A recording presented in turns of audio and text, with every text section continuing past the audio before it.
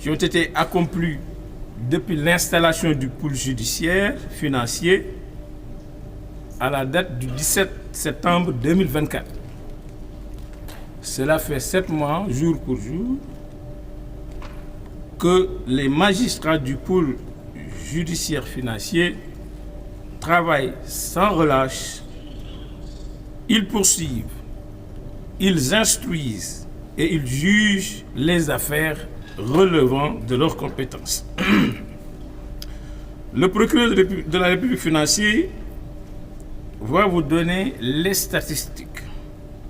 Le nombre de personnes poursuivies, les montants faisant l'objet de remboursement ou de cautionnement. Il supervise actuellement les enquêtes sur le rapport de la Cour des comptes relative à la situation des finances publiques de la gestion 2019 à mars 2024. Quant au procureur de la République de Dakar, il va vous exposer la situation des affaires pénales relatives au rapport de la Cour des comptes sur le contrôle de la gestion du fonds de riposte et de solidarité contre les effets de la Covid-19, appelé Force Covid, gestion 2020-2021. Comme vous l'avez constaté, des arrestations sont en cours, mais il faut signaler que l'exploitation du rapport de la Cour des comptes relative à la gestion donc Force Covid-19, l'exploitation donc de ces rapports a révélé l'implication dans la gestion du fonds Covid de certaines personnes ayant exercé des fonctions ministérielles durant la période considérée et sur lesquelles pèsent de graves présomptions de prévarication des deniers publics. Mais comme vous le savez, seule une résolution de mise en accusation de l'Assemblée nationale peut autoriser leur comparution devant la commission d'instruction de la Cour d'appel de Dakar. Et cette commission sera, comme un juge d'instruction, va instruire à charge et à décharge, et si les charges sont suffisantes, renvoyer devant la Haute Cour de justice pour le jugement de ces personnalités. Donc, je vais m'exprimer un peu en wolof avant de donner la parole à mes collègues. Assalamu alaikum. Ñoo ngi leen di nuyu di leen ziar. Di wax ne jaadu na bu ay mbir xewee nekk ci loxo justice que léeg-léeg procureur génn pour leeral askan wi fu mu toll ci liggéeyam. Loolu dañ ko doon def rek di topp benn aada waaye 2016 ci le code de procédure pénale jox ndigal procureur pour mën a génn wax ak askan ci ay dossier waxtaan ak askan wi leeral leen fu dossier yi toll. Loolu boo gisee ñu di koy def mooy pour bañ nit ñi di wax loo xam ne xamuñu ko wala ñuy jaxase wala ñuy wax loo xam ne amul. Loolu mooy waral taxawaay procureur mu wax ak taskatu xabaar yi ñu jotali ko askan wi. Tey nag suñu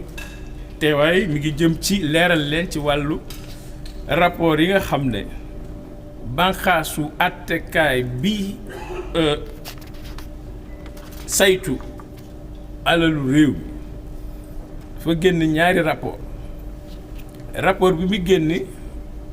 bu njëkk bi mi ngi jëm ci wàllu feebar boobu fi amoon ñu waxee Covid-19 te mu waraloon état bi génn xaalis bu bari pour ñu mën ci faj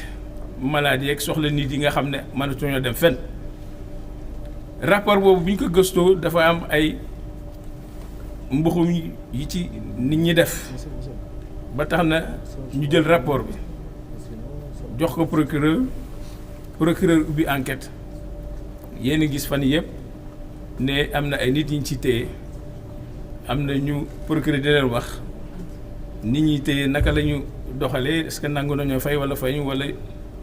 naka la ñu régler situation seen situation te mi ngi continuer ba léegi ci biir rapport boobu aussi dafa am ay ministre ñoo xam ne dañu amoon ay ndomba tànk ci jamono jooju ñuy wax affaire Covid bi ñuy jàngatee rapport yi gis nañ ne ñooñu seen loxo taq na ci wàllu gestion Covid bi ñooñu nag yoon dafa wax ne kenn mënu leen jaarale fi ñuy jaarale yeneen nit ñi ndax seen tolluwaay ba tax ne assemblée nationale rek moo mën a jël dogal wax ne ñii war nañ leen mën a topp pour ñu setal seen der ci wàllu gestion Covid boobu ba tax na fi ñu toll nii am na groupe juróomi ministre yoo xam ne jébbal nañ leen assemblée pour assemblée saytu seen cas seet ba xam ndax dañ leen di topp wala duñ leen topp kooku benn groupe la rek des na beneen groupe boo xam ne ñi ngi ciy liggéey bu sottee di ngeen ci am ay information bu loolu weesoo loolu ci dafa jëmoon ci procureur de la république moom moo géré côté boobu procureur de la république financier bi moom mi ngi tàmbali liggéeyam depuis le 17 septembre 2024 daanaka mi ngi mat si juróom-ñaari weer mu ànd kook ay naataangoom magistrat yi ne foofu ñii moom day toppee ak ñi mu àndal am na ñoo xam ne magistrat instructeur lañ leen di wax ñooy saytu kaay yi ñu leen yónnee ak ñi nga xam ne ñoo war a àtte bu fekkee magistrat yi gëstu nañu ba yónnee leen ko ñoom ñëpp ñu ngi def seen liggéey normalement yëf yaa ngi dox normalement donc tey ji ñu daje fi moom gannaaw liggéey boobu ñu ko sant fan yi rek lañ ko yónnee benn rapport bu jógee ci Cour des comptes donc moom laa wax mooy banqaas àttekaay bi saytu donc gafaka réew mi ñoom ba ñu saytu